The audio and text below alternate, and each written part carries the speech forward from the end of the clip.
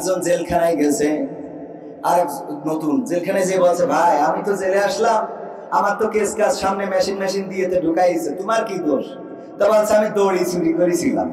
কি চুরি করেছ? বলছে দড়ি চুরি করলে কি কখনো জেলখানায় দেয়? কয় ভাই দেয়, এখন সেই যুগ জামানা পড়েছে। কয় তা কি করে হয়? আমি না হয় ইসলামী আন্দোলন করি, এই জন্য আমার কাছে কিছু ইসলামী সাহিত্য পাইছিল, আর তার সামনে আরো কিছু দিতে হয়, এই জন্য ছুরি বল্লভ যা কিছু ছিল, মেশিন কিছু সামনে ককটেল কুকাটেল এইগুলো দিয়ে তারপরে ধরাইছে। কিন্তু তোমার দড়ি দিয়ে ধরালো কারণটা কি? তুমি ইসলামী আন্দোলন করো নাকি? দড়ি চুরি করার মামলা কেমনে হইলো? কয় আমি আসলে দড়ি চুরি করিলাম। কেন দড়ি চুরি করলে? এটা কি চুরি করার কোনো বিষয়? বলছে তাই বলো তুমি ভাই, খালি দড়িটা চুরি করার কারণে আজকে জেলখানায়? বলছে ভাই বিশ্বাস আছে? বলছে ভাই দড়ি চুরি করিলাম, এটাই সত্য, আল্লাহর কিরে করি বলতেছি, আমি দড়ি চুরি করেছিলাম, কিন্তু দড়ির মাথায় একটা গরু ছিল। দড়ির মাথায় কি ছিল? একটা গরু ছিল, ওইটা তো আমার দোষটা। এখন মোবাইলটা নিয়েছে, দেখেন আমি এই কথা কেন বললাম, প্রতিটা কথার পিছনে কারণ থাকতে হবে। রূপের বড়াই করিস না রে, রূপ চিরদিন থাকে না। রূপের বড়াই করিস না রে, রূপ চিরদিন থাকে না। নিজের মুখটা দেখা একদিন হইবে রে তোর যন্ত্রণা। নিজের মুখটা দেখা একদিন হইবে রে তোর যন্ত্রণা। ক্ষমতার বড়াই কইরো না ভাই, চেয়ার চিরদিন থাকে না। রূপের বড়াই কইরো না রে, রূপ চিরদিন থাকে না। নিজের মুখটা দেখা একদিন হইবে রে তোর যন্ত্রণা।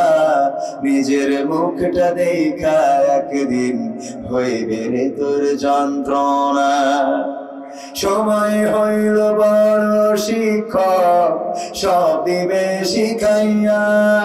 সুখের জীবন থাকবে না রে, দেখবে না কেউ চাইয়া। সময় হইল বড় শিক্ষক, সব দিবে শিখাইয়া।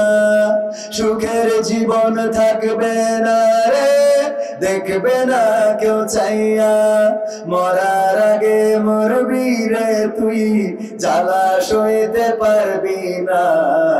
মরার আগে মরবি রে তুই, জ্বালা সইতে পারবি না। নিজের মুখটা দেখা একদিন হইবে রে তোর যন্ত্রণা। নিজের মুখটা দেখা একদিন হইবে রে তোর যন্ত্রণা। কিসের এত বড়াই তোমার মাটির দেহ লইয়া? ময়রা দেখো পোকামাকড় শেষ করবে সব খাইয়া। কিসের এত বড়াই তোমার মাটির দেহ লইয়া? ময়রা দেখো পোকামাকড় শেষ করবে সব খাইয়া। এই দুনিয়া ছাড়তে হবে, অহংকার আর কইরো না। এই দুনিয়া ছাড়তে হবে, অহংকার আর কইরো না।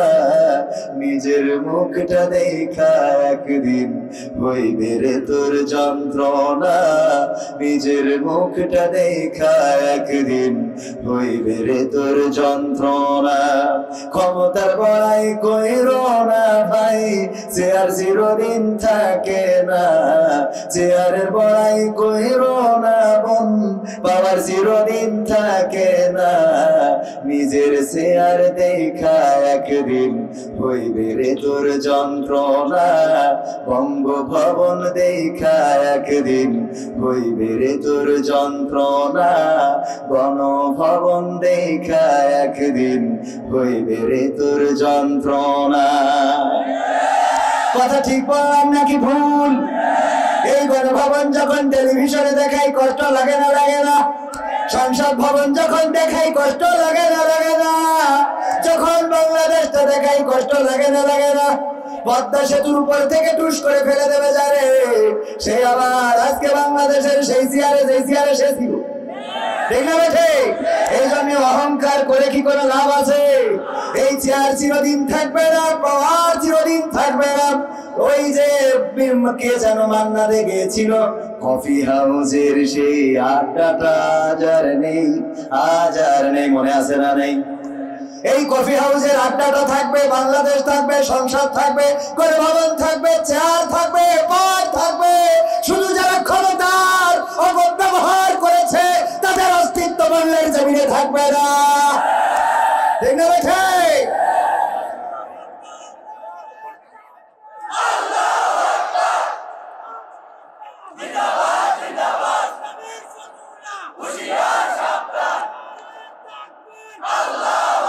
কাশীপুর মধ্যপাড়া বাগে জান্নাত কবরস্থানের উন্নতি কল্পে যুব সমাজের উদ্যোগে আয়োজিত তৃতীয় বার্ষিক ওয়াজ মাহফিলের শ্রোতাভাজন সভাপতি জনাব মোহাম্মদ আবুল মনসুর সাহেব দামাত বরকাতুহুম, আল্লাহ নেখায়াত দান করুন।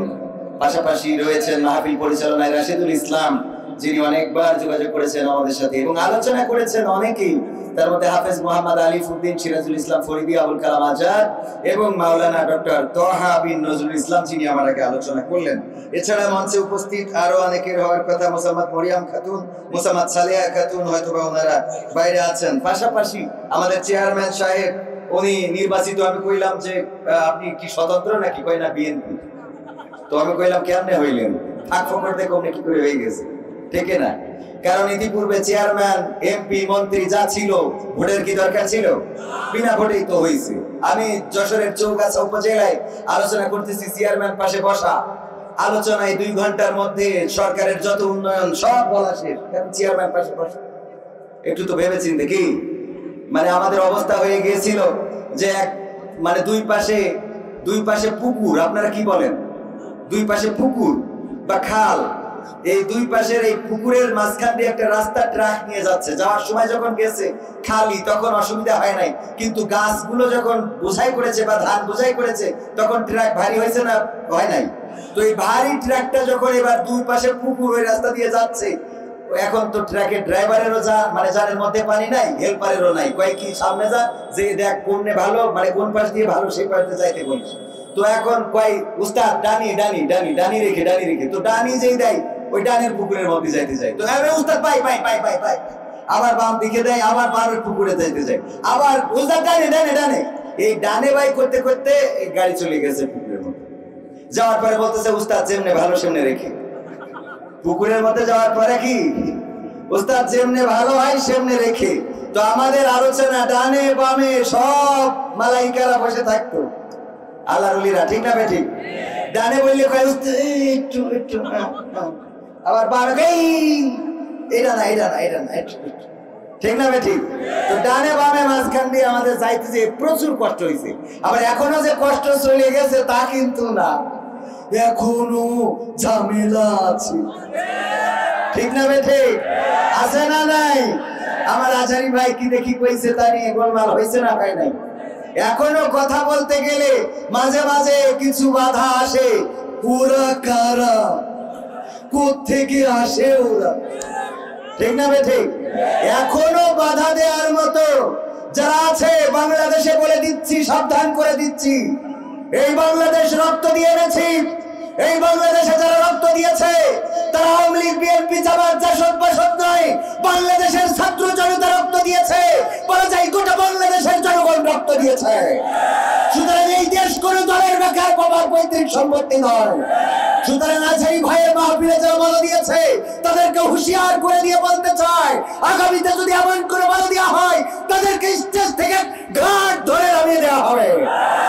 এই কোরআনের মাহফিলে কোন কথা হবে, কোন কথা হবে না, সেটা আলেমরা ঠিক করবে, তুমি নাও, ঠিক না বেঠিক? এর সাথে ঠাস করে বলে দিবেন এইটা বলা যাবে না, এইটা করা যাবে না, তুমি বলার কি? কোরআনে আওয়ামী লীগের কথা আছে কি নাই কোরআন বুঝ করবে, আর বক্তা বুঝ করবে। কোরআনে বিএনপির কথা আছে কি নাই, জামাতের কথা আছে কি নাই, সেটা আলেম এবং কোরআন থেকে ব্যাখ্যা করা হবে। কোন কোরআন না পড়তে পারা মানুষের কাছ থেকে ব্যাখ্যা নেওয়া হবে না। আমরা বহু আগে হাদিসে আমপারার ব্যাখ্যা নিয়েছি, কথা কয় না? আমরা সিয়াসিত্তার মধ্যে মেশকাত শরীফ ঢুকাইয়ে তারও ব্যাখ্যা নিয়েছি, আলিফ লাম মিমেরও ব্যাখ্যা পেয়েছি, আর নতুন করে ব্যাখ্যাগুলো নিতে চাই না।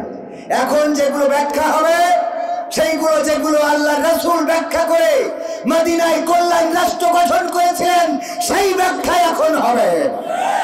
ঠিক আছে তো কথা? এই কথাগুলো যদি ভালো না লাগে, হুজুরের কিছু করার নাই। এখন ডানি রেখে বাইরে রেখে আর হবে না, ডানি রেখে বাইরে রেখে আর হবে। তো যেই কথা বলছিলাম, সব উন্নয়নের কথা বলা শেষ। বললাম পদ্মা সেতু হয়েছে, টানেল হয়েছে, ব্রিজ হয়েছে, কালভার্ট হয়েছে, কারেন্টের খুঁটি হয়েছে, বিদ্যুৎ হয়েছে, খালি ঠিক মতো থাকে না, তাও তো হয়েছে। লাস্টে মোনাজাতের সময় চেয়ারম্যান বলতেছে, হুজুর খালেদা জিয়ার জন্য একটু দোয়া করেন, খুব অসুস্থ। তবে কইলাম কেন? কয় আমি বিএনপি চেয়ারম্যান। বললাম তো এটা আগের থেকে বলবেন না, আমি 2 ঘন্টা ধরে যে উন্নয়ন করলাম, তা কেমন লাগে কন্ত? 2 ঘন্টা ধরে উন্নয়ন করার পরে বলতেছে হুজুর খালেদা জিয়ার জন্য দোয়া করবেন। কারণ কি? কারণ হলো সেই সময় চেয়ারম্যান বসলেই বুঝে নিতাম এ বিশেষ দলের। ও আমার দরদি আগে জানলে তোর ভাঙা নৌকায় চড়তাম না, ভাঙা নৌকায় চড়তাম না, আর বাংলাদেশটা ছাড়তাম না। ওরে মারে মুরে ফাটাই দিয়েছে, দেখার লোক তো পাইলাম না। আগে জানলে আমি মানিক নৌকা করতাম না। ঠিক না বেঠি? এখন এই কথা বলা ছাড়া আর কোনো কথা আছে? তবে মাথায় রাখতে হবে, যারা এসেছেন তারাও চিরদিন থাকবেন। ক্ষমতা কি চিরস্থায়ী হয়? ক্ষমতা চিরস্থায়ী হয়? ক্ষমতায় কেউ স্থায়ী হয় না, হোক না সে রেহেনা কিবা হাসিনা, চেয়ারটা চিরকাল থাকে না। ক্ষমতায় কেউ স্থায়ী হয় না, মুজিবুর বেশি দিন থাকেনি, জিয়াউর কেউ তো রাখেনি।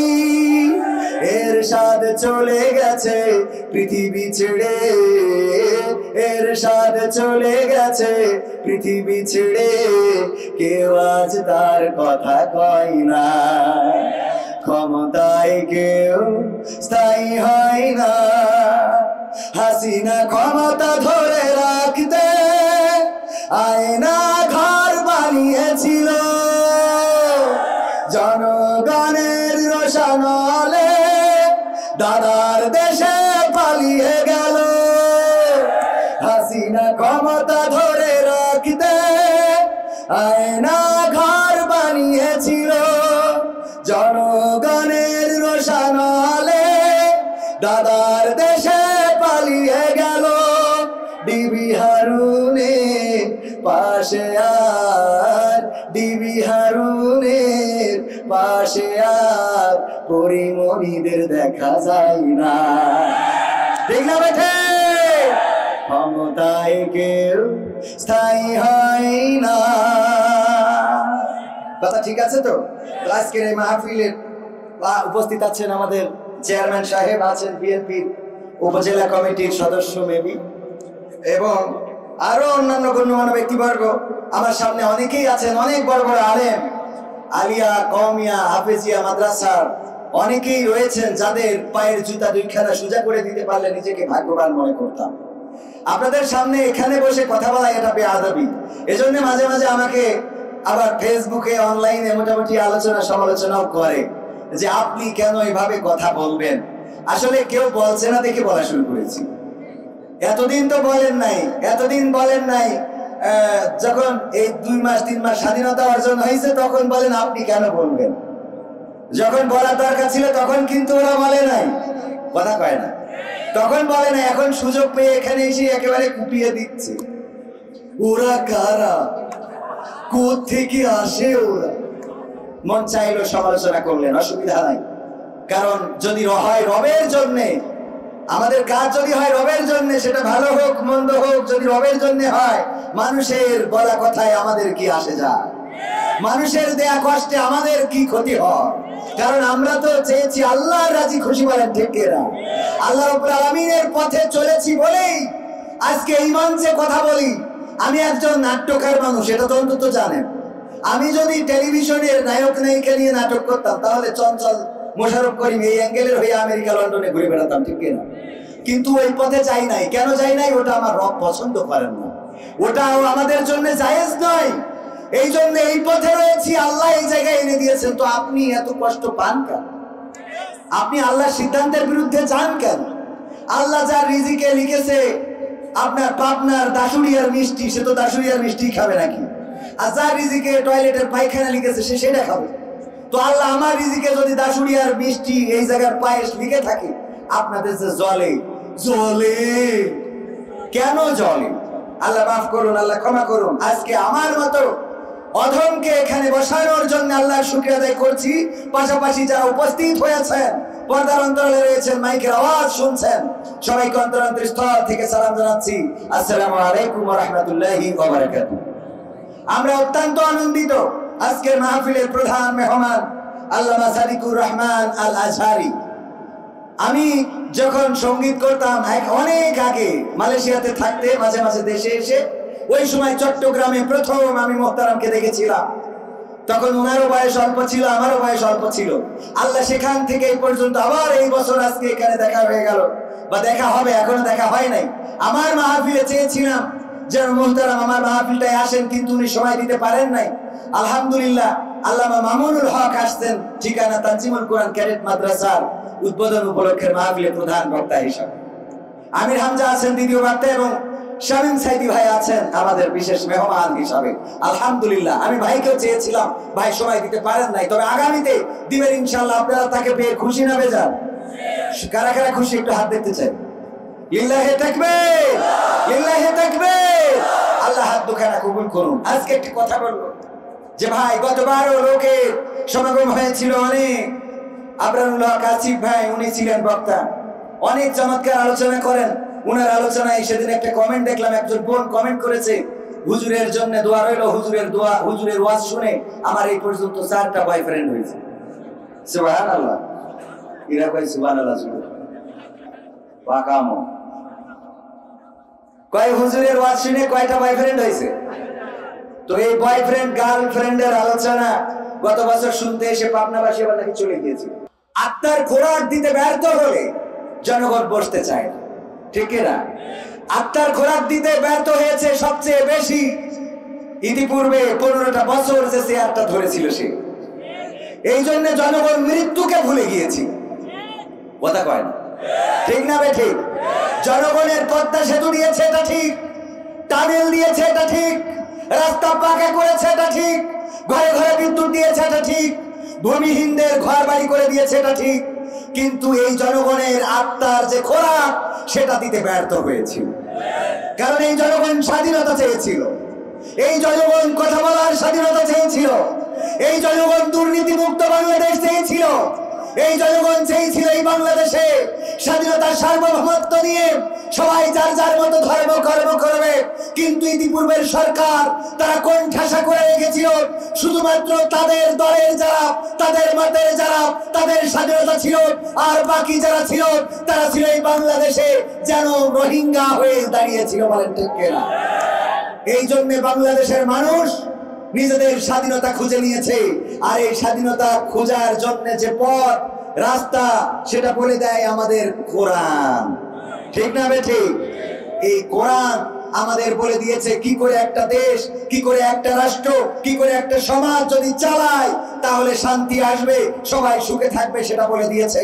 আমি ইতিপূর্বে অনেকবার বলেছি, যারা আলেমদেরকে নির্মূল করতে চান, যারা মাদ্রাসাগুলো ধ্বংস করতে চান, যারা আলেম ওলামাদেরকে কারাগারে ভরেন, যারা চান এই বাংলাদেশকে, এই আলেম ওলামাদের কণ্ঠস্বর বাংলাদেশ থেকে মুছে দিতে, তাদের বেশি কিছু করা লাগবে না, একটা কাজ করতে হবে। আপনি তো অনেকগুলো করেন, খুন করেন, গুম করেন, জেলে ভরেন, ফাঁসি দেন, দেশ থেকে বিতাড়িত করেন, কত রকম করেন, এত কিছু করা লাগবে না, একটা কাজ করতে হবে। কয়টা? কয়টা? একটা কাজ। সেটা আমার বিএনপি ভাইদেরও জানা উচিত। আমার ভাই যারা আছেন চেয়ারম্যান সাহেব, উনিও জেনে যান, কারণ ক্ষমতায় যদি আসে বা ক্ষমতায় যদি আসতে চায়, একটা কাজ করলে আলেমদের সবার জবান বন্ধ হয়ে যাবে, ঠিক কিনা? মসজিদে আর চিল্লায় কেউ কথা বলবে না, স্টেজে আর ইউনিট কাটবে না, কথা কয় না। কি কাজ? এই কোরআনটা সংসদে কায়েম করে দিল, ঠিক না বে ঠিক? এটা কায়েম করে দিলে আর আলেমরা কোনো কথা বলবে? যা করার এইটাই করবে। বলেন সুবহানাল্লাহ। এই কোরআন যদি কায়েম হয়ে যায় শান্তি আসবে না? আসবে না?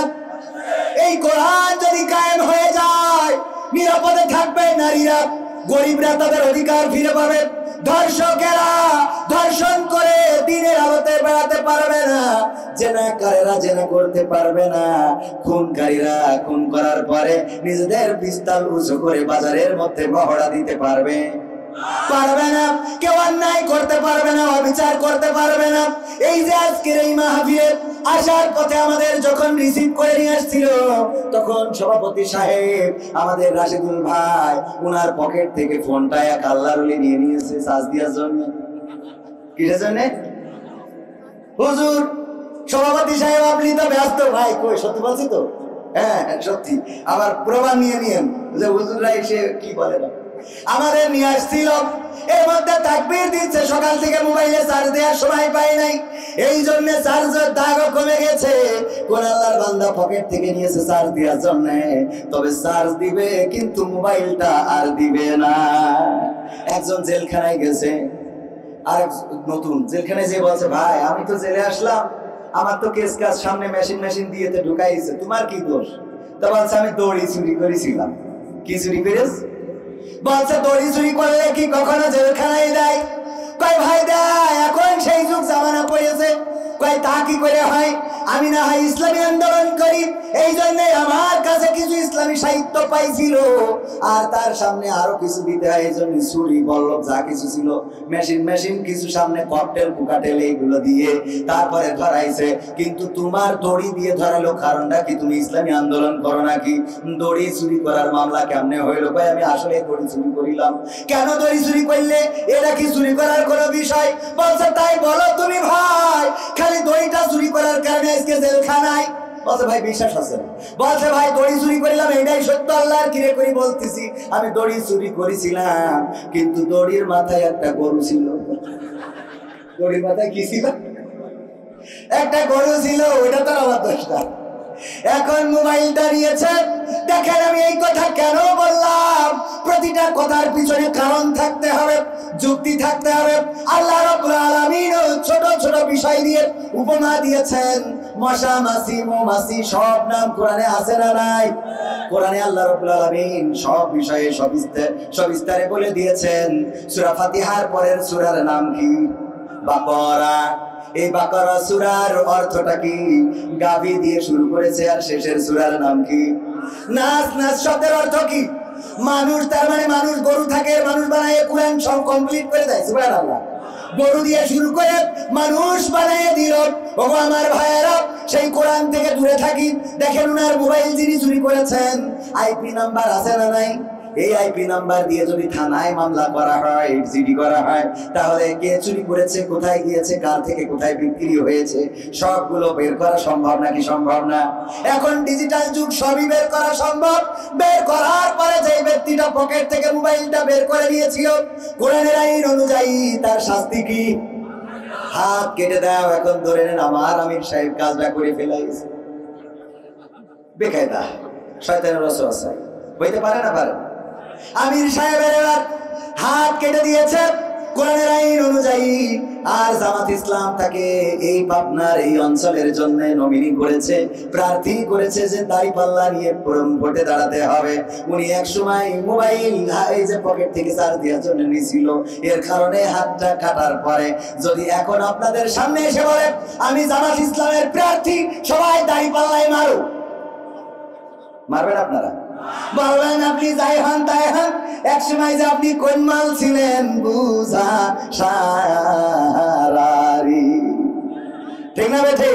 যত বড় জামাতের আমির হোক না কেন, যত বড় আমার জামাতের লিডার হোক না কেন, যদি উপজেলার চেয়ারম্যান, উপজেলার এমপি, শুধু আসনের এমপি শুধু নয়, উপজেলার চেয়ারম্যান কিংবা ইউনিয়ন পরিষদের চেয়ারম্যান কিংবা যদি ওয়ার্ডে মেম্বার পদেও প্রতিদ্বন্দ্বিতা করার জন্য ওনাকে দেওয়া হয়, আর যদি দেখা যায় হাতের কবজি নাই, ভাইরাই আমার গো আগে আমি ছিলাম এখন ভালো হয়ে গেছি রে, মানবেন আপনারা? কবেন আগে যেহেতু সরছিলে এক হাত কেটে, এখন তোমার নতুন করে মেম্বার বানায় ওই তিরানের চাইলগুলো ছাড়বা, আর এক হাত কাটবে, তখন সুস পাখি করে কথা কয় না। তাইলে এটা কায়েমের দরকার আছে না? চেয়ারম্যান সাহেব বুঝতে পারছেন এখন কেন লাগবে? হ্যাঁ, চেয়ারম্যান বুঝে ফেলেছে খেলা হবে সাহস নিয়ে দাঁড়িয়েছ তাই মুক্ত হয়েছে জামিন, সাহস করে দাঁড়ালে আর একবার কায়েম হয়ে যাবে দিন। ঠিক না বেটি? সাহস নিয়ে দাঁড়িয়েছ তাই মুক্ত হয়েছে জামিন, সাহস করে দাঁড়ালে আর একবার কায়েম হয়ে যাবে দিন। নয় নয় নয় আর কোন ভয়, আনতে হবে দিনের বিজয়। নয় নয় নয় আর কোন ভয়, আনতে হবে দিনের বিজয়, দিনের বিজয়। যারা ভেবেছিল ছাড়বে না আর ক্ষমতার ওই মাসনদ, দেখেছে তারা রবের পাকড়াও কি করে করে নাস্তানাবুদ। যারা ভেবেছিল ছাড়বে না আর ক্ষমতার ওই মাসনদ, দেখেছে তারা রবের পাকড়াও কি করে করে নাস্তানাবুদ। তাই নয় নয় নয় আর কোন ভয়, আনতে হবে দিনের বিজয়, দিনের বিজয়। মানুষের সাথে যারা করেছে দুশ্মনী, করেছে বাড়াবাড়ি, দেশের বুকে তাদের হয়নি তো জায়গা, যেতে হলো মামার বাড়ি। মানুষের সাথে যারা করেছে দুশ্মনী, করেছে বাড়াবাড়ি, দেশের বুকে তাদের হয়নি তো জায়গা, যেতে হলো মামার বাড়ি। তাই নয় নয় নয় আর কোন ভয়, আনতে হবে দিনের বিজয়, দিনের বিজয়। কাবা রক্ষায় যেই মহারব পাঠিয়েছিল আবাবিল, আজও তিনি দয়াময় তেমনই আছে, বদলেনি তো একটি।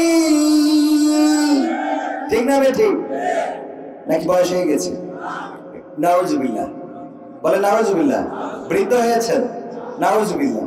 আল্লাহ রাব্বুল আলামিনের বয়স হয়েছে নাকি? না, হয় নাই।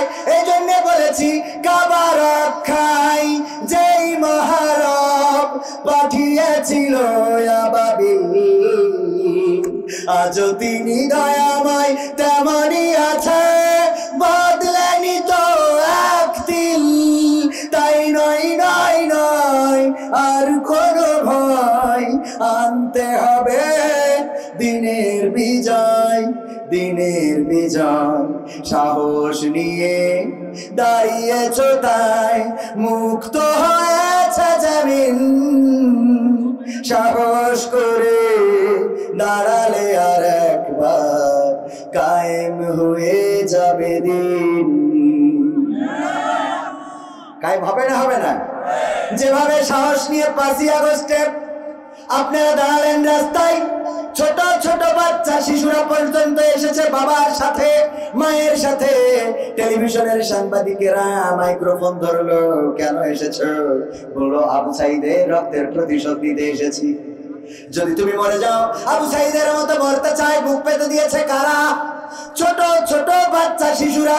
তারা কি এখনো স্বৈরাচার কি আর আল্লাহর ওলি কি এটা কি বোঝে? স্বৈরাচারও বোঝে না, আল্লাহর ওলি পীর সাহেবও বোঝে না। তারপরেও কেন রাস্তায় আসলো? এটা এই জন্য যে যখন জুলুমের সীমারেখা পার হয়ে যায়, যখন জুলুমের সীমা বর্ডার ক্রস করে, তখন আল্লাহ রাব্বুল আলামিনের সাহায্য হাজির হয়ে যায়। হয়েছে নাকি হয় নাই? ফেরাউনের সময় আল্লাহ রাব্বুল আলামিন মুসা আলাইহিস সালামের সময় ফেরাউন যখন নির্যাতনের বর্ডার ক্রস করেছে, নদীর কিনারায় চলে গিয়েছে। মুসা আলাইহিস সালামের সাহাবীরা বলল, ও নবী, আর তো বাঁচার কোনো রাস্তা রইল না, এবার বড় বিপদে পড়ে গেলাম, হয় পানিতে চুবানি খেয়ে মারা যেতে হবে, না হইলে এই ঘোড়ার পদতলে পিষ্ট হয়ে মারা যাওয়া লাগবে। মুসা আলাইহিস সালাম বললেন, লা তাকনাতু মির রাহমাতিল্লাহ, আল্লাহ নিষেধ করেছেন তার রহমত থেকে নিরাশ হতে, সুতরাং ভয়ের কিছু নেই। আল্লাহ রাব্বুল আলামিন রাস্তা করে দিয়েছেন, দেয় নাই? যখন আর কোন রাস্তা নাই, তখন আল্লাহ রাব্বুল আলামিন নদীর মধ্যে রাস্তা করে দিলেন 12টা কওমের জন্য। 12টা রাস্তা, 12টা কওম পার হয়ে গেল। নমরুদ যখন যুদ্ধ করার জন্য ইব্রাহিম আলাইহিস সালামের সাথে প্রতিযোগিতা করে উপস্থিত হলো ময়দানে, যে তোমার আল্লাহর সাথে যুদ্ধ করব, তোমার আল্লাহর কত ক্ষমতা দেখে নেব, আল্লাহর ক্ষমতা কি আছে, তোমার আল্লাহকে বলো আমাকে প্রতিহত করার জন্য আমি 41 সালের আগ পর্যন্ত ক্ষমতা ছাড়বো না। এই কথা যখন বললো, ইব্রাহিম আলাইহিস সালাম বললো, ঠিক আছে, এসো শাহবাগে দেখা। কথা কয় না? এসো শাহবাগে দেখা হবে। শাহবাগে উপস্থিত হওয়ার পরে ইব্রাহিম আলাইহিস সালামকে বললেন, ও ইব্রাহিম, তোমার আল্লাহর সেনাবাহিনী কই? তোমার আল্লাহর যুদ্ধ করার মতো সেই সৈন্যরা কই? বললো, অপেক্ষা করো, আল্লাহর সৈন্য খুবই কাছে আসে, চলে আসবে। পরবর্তীতে আল্লাহর সৈন্য এসেছে নাকি আসে নাই? আল্লাহর সৈন্য চলে আসলো।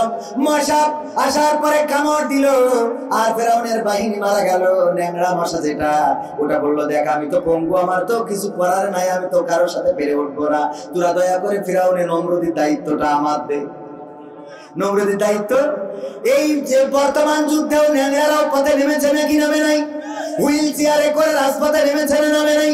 হাত হারিয়েছে, পা হারিয়েছে, তারপরে আবার রাস্তায় এসেছে যে না, আমরা পঙ্গু হয়েছি, অসুবিধা নাই, জীবন তো এখনো দিই নাই, জীবনটা দিতে চাই, মারা তো যাওয়াই লাগবে। হামাস নেতা শহীদ হয়েছে, তার বক্তব্যগুলো শুনলে অনুপ্রাণিত হতে হয়। মারার দিন তো নির্ধারিত আছে না নাই? মারা যাওয়ার দিন নির্ধারিত আছে না নাই? আমরা চাইলেই কি কিয়ামত পর্যন্ত বাঁচতে পারবো? মারা তো যাওয়াই লাগবে, কোনো না কোনো কারণেই মরতে হবে। কেউ মারা যাবে অ্যাক্সিডেন্টে, কেউ মারা যাবে পানিতে ডুবে, কেউ মারা যাবে ক্যান্সারে, কেউ মারা যাবে করোনায়, কেউ মারা যাবে ডায়রিয়া হয়ে, কেউ মারা যাবে জ্বর হয়ে, কেউ মারা যাবে অসুস্থ হয়ে।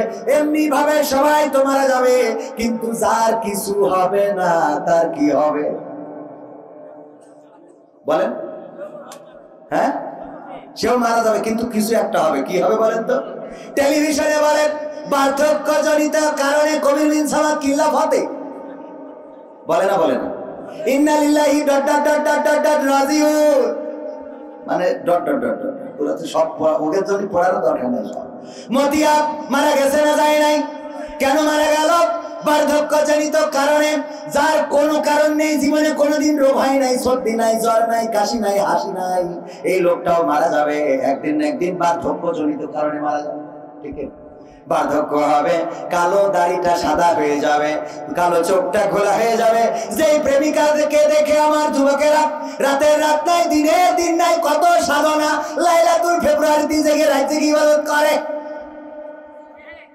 তুমি যার লাগিয়া এমবি ভরো, তার তো বাটন ফোন। ওরে কেমন করে বুঝবে রে সে, কেমন করে বুঝবে গো সে, ডিজিটাল তোর মন। তুমি যার লাগিয়া এমবি ভরো, তার তো বাটন ফোন। মেসেজ দিলে সিন করে না, দেয় না তো রিপ্লাই, ভিডিও কলে বলবা কথা, ক্যামেরা তার নাই রে, ক্যামেরা তার নাই। ওরে ডিজিটাল এই যুগ জামানাই, ডিজিটাল এই যুগ জামানাই, অ্যানালগ তার মন। তুমি যার লাগিয়া এমবি ভরো, তার তো বাটন ফোন। প্রেম প্রীতি ভালোবাসা বিয়ের আগে নয়, ঠিক না? ঠিক। কালকে বললাম তো আমার সাথে বিয়ের পরে করবো, মানে এক জায়গায় ভাতও রয়েছে, মুড়িও রয়েছে, কিন্তু অল্প করে, লোক বেশি, অল্প মুড়ি অল্প ভাত। যে মুড়ি খাবে তার আর ভাত না খালি মোটামুটি কভার করতে পারবে। তাই জন্যই আমি সাহেবের জিজ্ঞেস করতেছে, আপনি মুড়ি খাবেন না ভাত খাবেন? তোমার কাছে ভাত খাই, তারপর মুড়ি খাবেন, মানে কোনোটা ছাড়বে না। কাল বললাম যে প্রেম প্রীত ভালোবাসা বিয়ের আগে নয়, মনের মধ্যে রাখো যুবক আল্লাহ তাআলার ভয় রে, পরকালের ভয়। বাচ্চা হুজুর তালি বিয়ের পরে প্রেম করবো, তা বলছে এই শয়তান ওইটা তো পরকীয়া হবে। তা বলছে না নিজের বোর সাথে, তাহলে ঠিক আছে, নিজের বোর সাথে যাবেন চাই, অসুবিধা নেই। আলহামদুলিল্লাহ, আল্লাহ কবুল করুন, বলেন আমিন। নিজের বোর সাথে প্রেম করা যাবে না? যাবে না। নিজের বউয়ের সাথে প্রেম করা যাবে।